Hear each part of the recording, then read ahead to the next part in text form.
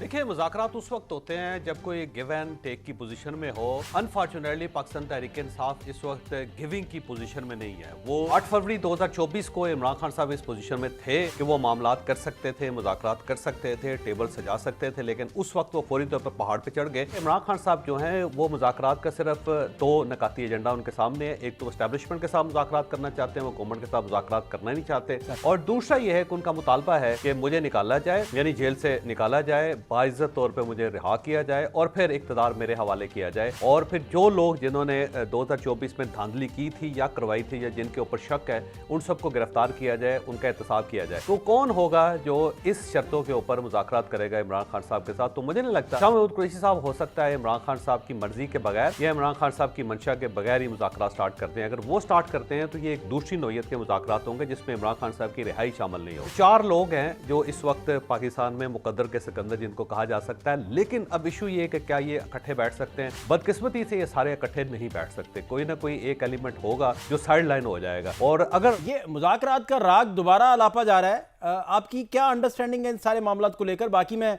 बहुत सारी चीजें फिर आपसे मजीद भी जानता हूं। देखिए, मुज़ाकरात उस वक्त होते हैं जब कोई गिव एंड टेक की पोजीशन में हो। अनफॉर्चुनेटली पाकिस्तान तहरीक इंसाफ इस वक्त गिविंग की पोजीशन में नहीं है। वो स्टैब्लिशमेंट को या फिर गवर्नमेंट को या इस सिस्टम को या इस रियासत को क्या दे सकते हैं? देखिए, सबसे ज़्यादा तो ये था कि जब इलेक्शन हुए थे तो उसमें पाकिस्तान तहरीक इंसाफ की अक्सरियत आई थी, इसमें कोई शक नहीं। सबसे ज़्यादा वोट भी लिए थे उन्होंने, और उस वक्त एक पोजीशन थी जिसमें वो कुछ ना कुछ दे के कुछ ना कुछ ले सकते थे, लेकिन उन्होंने ये अपॉर्चुनिटी भी मिस कर दी। 8 फरवरी 2024 को इमरान खान साहब इस पोजीशन में थे कि वो मामलात कर सकते थे, मुज़ाकरात कर सकते थे, टेबल सजा सकते थे, लेकिन उस वक्त वो फौरी तौर पर पहाड़ पर चढ़ गए और उनका ये दावा था कि जनाब हम जीते हुए हैं, हमारे मैंडेट चोरी हुआ है, आपको फौरी तौर पे अपने आप को ऑफ करके निकल के नौकरी को ठोकर मार के आपको जाना होगा और अपने आप को हमारे हवाले करना होगा वगैरह वगैरह। वो बिल्कुल उसी तरह होंगे जिस तरह आज डोनाल्ड ट्रंप वेनेजुएला के साथ कर रहे हैं ना, उस टाइप की हरकत इमरान खान साहब ने उस वक्त की थी क्योंकि वो गिविंग की पोजीशन में थे, लेकिन वो अपॉर्चुनिटी मिस हो गई। और उसके बाद आहिस्ता आहिस्ता जितने ज़्यादा प्रोटेस्ट पाकिस्तान तहरीक इंसाफ ने किए वो सारे के सारे नाकाम हुए। फिर डोनाल्ड ट्रंप के ऊपर उम्मीद लगाई हुई थी कि ट्रंप आएगा तो हमारा मामला ठीक हो जाएगा। वो मामला उल्टा ख़राब हो गया और फिर जो इस्टेब्लिशमेंट है वो डोनाल्ड ट्रंप के साथ बहुत ज़्यादा करीब होगी। बल्कि इस वक्त अगर दुनिया में कोई इस्टेब्लिशमेंट डोनाल्ड ट्रंप के करीब है तो वो सिर्फ और सिर्फ पाकिस्तान की है, और वो अपनी हर तकरीर में फील्ड मार्शल का हवाला देते हैं, अब तो प्राइम मिनिस्टर का भी हवाला देते हैं। तो वो पाकिस्तान तहरीक इंसाफ अब कुछ देने की पोजीशन में नहीं है। तो जब आप कुछ देने की पोजीशन में ना हो तो फिर मुज़ाकरात किस तरह हो सकते हैं? दूसरा ये है कि इमरान खान साहब जो हैं वो मुज़ाकरात का सिर्फ 2 नकाती एजेंडा उनके सामने है। एक तो एस्टैब्लिशमेंट के साथ मुज़ाकरात करना चाहते हैं, वो गवर्नमेंट के साथ मुज़ाकरात करना नहीं चाहते, और दूसरा ये है कि उनका मुतालबा है कि मुझे निकाला जाए, यानी जेल से निकाला जाए, बाइज्जत तौर पे मुझे रिहा किया जाए और फिर इक़्तिदार मेरे हवाले किया जाए, और फिर जो लोग जिन्होंने 2024 में धांधली की थी या करवाई थी या जिनके ऊपर शक है, उन सबको गिरफ्तार किया जाए, उनका एहतसाब किया जाए। तो कौन होगा जो इस शर्तों के ऊपर मुज़ाकरात करेगा इमरान खान साहब के साथ? तो मुझे नहीं लगता कि मुज़ाकरात का मामला जो है कहीं आगे बढ़ सकता है। हाँ, अलबत्ता एक चीज़ है, एक कैच है जो किसी वक्त भी सामने आ सकता है, और वो शाह महमूद कुरैशी साहब हैं। शाह महमूद कुरैशी साहब हो सकता है इमरान खान साहब की मर्जी के बगैर या इमरान खान साहब की मंशा के बगैर ही मुज़ाकरात स्टार्ट करते हैं। अगर वो स्टार्ट करते हैं तो ये एक दूसरी नौयत के मुज़ाकरात होंगे जिसमें इमरान खान साहब की रिहाई शामिल नहीं होगी। नहीं, तो इसका इम्कान है शाह महमूद कुरैशी उनकी मर्जी के बगैर अगर ऐसा कर देंगे तो जो अब तक कुर्बानियां उन्होंने दी हैं वो भी ज़ीरो हो जाएंगी, और फिर सबसे बड़ा जो अमर माने था फैसला साजों के नज़दीक, वो इन सारे मामलात को इसलिए भी ज़रा ध्यान से देख रहे थे बड़ा कि भाई शाह महमूद कुरैशी जब हो ही ज़ीरो जाएंगे तो फिर फ़ायदा क्या, जब पॉपुलैरिटी नहीं होगी, पीछे अवाम नहीं खड़े होंगे। देखिए, जो पाकिस्तान तहरीक इंसाफ है उसका एक धड़ा है और बड़ा मजबूत धड़ा है, और वो सेनेट के अंदर भी है और वो कौमी असम्बली और पंजाब असम्बली के अंदर भी है।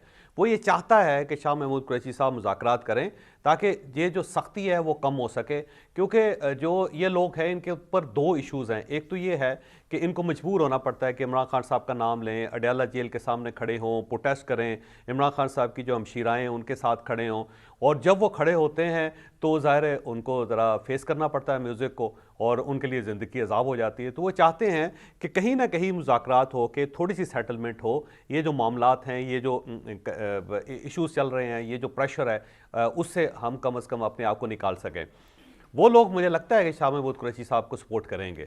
और अगर शाह महमूद कुरैशी साहब बाहर आते हैं, वो मुज़ाकरात की ऑफ़र जो गवर्नमेंट बार बार कर रही है, प्राइम मिनिस्टर कर रहे हैं या फिर दूसरे लोग कर रहे हैं, उसको अगर शाह महमूद कुरैशी साहब कैच कर लेते हैं, कहते हैं जी बिल्कुल ठीक है, हम मुज़ाकरात के लिए तैयार हैं, तो पाकिस्तान तहरीक इंसाफ का एक बहुत बड़ा धड़ा होगा जो पार्लियामेंटेरियंस में मुश्तमिल है, जो शाह महमूद कुरैशी साहब के साथ जाएगा। वो ये कहेगा कि बहुत अच्छी बात है जी, आप गवर्नमेंट से मुज़ाकरात करें और ये जमहूरी मुज़ाकरात होने चाहिए। उस पर इस्टेब्लिशमेंट को भी कोई एतराज़ नहीं होगा। और अब अगर शाह महमूद कुरैशी साहब बैठ के कोई मामला सेटल कर लेते हैं, जिसके अंदर एक आज़ाद इलेक्शन कमीशन है, नए इलेक्शन कमिश्नर का तयन है, और अगले जो इलेक्शंस हैं उनके लिए कोई गेम और कोई लाहेअमल तैयार कर लिया जाता है, तो बहुत अच्छा है। या फिर वो कैदी जिनका बहुत बड़ा कोई जुर्म नहीं है या उनके खिलाफ कोई बड़ा केस नहीं बन सका, उनकी रिहाई पे अगर वो इस्टेब्लिशमेंट को या गवर्नमेंट को तैयार कर लेते हैं, और उसके साथ साथ वो ये फैसला कर लेते हैं कि हम पार्लियामेंट के अंदर एहतजाज करेंगे, जो भी करेंगे हम सड़कों पे नहीं आएंगे और पाकिस्तान की इकॉनमी को डीरेल करने की कोशिश नहीं करेंगे, तो ये एक बहुत बड़ी अचीवमेंट होगी पाकिस्तान तहरीक इंसाफ की।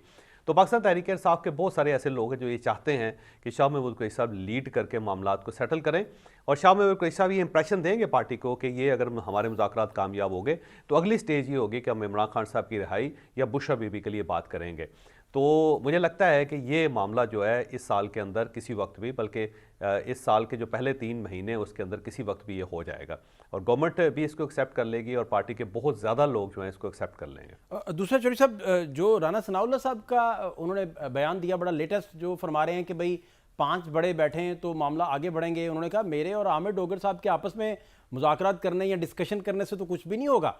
तो ये किस तनाजुर में इसे देखना चाहिए, इस बयान को राना साहब के? देखिए, इस वक्त 5 का तो मुझे पता नहीं, 4 मुकद्दर के सिकंदर हैं जिन्होंने हर क्राइसिस से अपने आप को निकाल लिया है और बार बार टेस्ट हुए, जिसमें इमरान खान पहले नंबर पे आते हैं। इमरान खान साहब को मुकद्दर का सिकंदर कहा जाए तो गलत नहीं होगा। हर किस्म के क्राइसिस से निकले हैं, पॉपुलैरिटी में इजाफा हुआ, उनका क्रिकेटर थे, बहुत सारे क्रिकेटर थे पाकिस्तान में, लेकिन ये वाहिद क्रिकेटर हैं जो प्राइम मिनिस्टर की पोजीशन तक पहुंचे, बल्कि दुनिया के वाहिद क्रिकेटर हैं जो प्राइम मिनिस्टर बने किसी मुल्क के। और फिर उससे पहले उन्होंने शौकत खानम हॉस्पिटल बनाया जो इम्पॉसिबल था।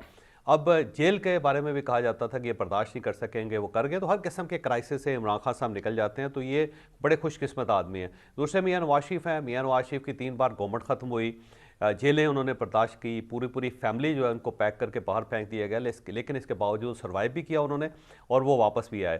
थर्ड आसफ अली जरदारी साहब हैं, पाकिस्तान पीपल्स पार्टी के, उन्होंने गवर्नमेंट बनाई और गवर्नमेंट को 5 साल पूरे करवाए। फिर वो जेलों के अंदर पहले भी रहे, फिर जेलों के अंदर बाद भी रहे, पहले भी केस चलते रहे, दूसरे भी केस चलते रहे। वो दोबारा प्रेसिडेंट बन गए और पार्टी को बहुत बड़ा शेयर भी लेके दिया उन्होंने, और 3 मरतबा सिंध के अंदर उनकी गवर्नमेंट भी बने, तो वो भी मुकद्दर के सिकंदर है। और फिर फील्ड मार्शल जो हैं वो भी बहुत ज़्यादा तक देखे, जिस तरह उनको DGI-SI की पोजीशन से हटाया गया था, कोर कमांडर गुजरांवाला वो लगे, और उसके बाद सबका ख्याल ये था कि इनका चैप्टर क्लोज़ हो गया। लेकिन जिस तरह उनके मुकद्दर ने उनका साथ दिया और अल्लाह ताला ने इनको ख़ास उनके ऊपर रहम और करम किया, जिस तरह वो आर्मी चीफ बने, फिर उनके खिलाफ जितनी बगावतें हुई और कोशिशें की गई कि इनको हटा दिया जाए, सड़कों के ऊपर जो कुछ किया गया वो भी आपके सामने, इंटरनेशनली इनको डीफेम करने की कोशिश की गई, फिर एक जंग मुसल्लत हुई इंडिया की तरफ से। लेकिन हर मरहले में उन्होंने अपने आप को सलामत भी रखा और मुल्क के लिए और अपनी फ़ौज के लिए वो बेहतर साबित भी हुए। अब देख लें, इस वक्त वाहिद फील्ड मार्शल हैं पूरी दुनिया के अंदर। 250 मुल्क हैं, 192 मुल्क जो हैं वो UN के मेंबर हैं। उनमें आप देख लें कि वाहिद फील्ड मार्शल हैं जिनका जिक्र डोनाल्ड ट्रंप करते हैं और ओपनली करते हैं और बार बार करते हैं, और इस वक्त वो एंगेज कर रहे हैं दुनिया को। मतलब चाइना और अमेरिका के दरमियान कोई रब्ता है तो वो पाकिस्तान है, ईरान और अमेरिका के दरमियान रब्ता है तो पाकिस्तान है, और इसी तरह जो अरब मुल्कों के दरमियान अगर कोई इख्तलाफात होते हैं तो उसमें पाकिस्तान का जो किरदार है वो बड़ा अहम है। तो ये भी बड़े मुकद्दर के सिकंदर हैं, हर क्राइसिस से निकल के पहले से बेहतर पोजीशन पे आते हैं। तो 4 लोग हैं जो इस वक्त पाकिस्तान में मुकद्दर के सिकंदर जिनको कहा जा सकता है। लेकिन अब इशू ये है कि क्या ये इकट्ठे बैठ सकते हैं? बदकिस्मती से ये सारे इकट्ठे नहीं बैठ सकते, कोई ना कोई एक एलिमेंट होगा जो साइड लाइन हो जाएगा। और अगर बड़ा आइडियल टाइम है, बड़ी आइडियल सी बात है, ये सारे इकट्ठे बैठ के कुछ चार्टर ऑफ डेमोक्रेसी एक नया साइन कर लें और पाकिस्तान के लिए 25 साल के लिए कोई एक चीज़ फिक्स कर दें कि इन 25 सालों में इन चीज़ों को हटाया नहीं जाएगा, हिलाया नहीं जाएगा, तब्दील नहीं किया जाएगा, फिर पाकिस्तान का एक गोल्डन दौर शुरू हो सकता है। लेकिन मुझे नहीं लगता कि चारों इकट्ठे बैठ सकते हैं। ये खुशफहमी तो हो सकती है, लेकिन इसको मटीरियलाइज होते हुए मैं नहीं देख पा रहा।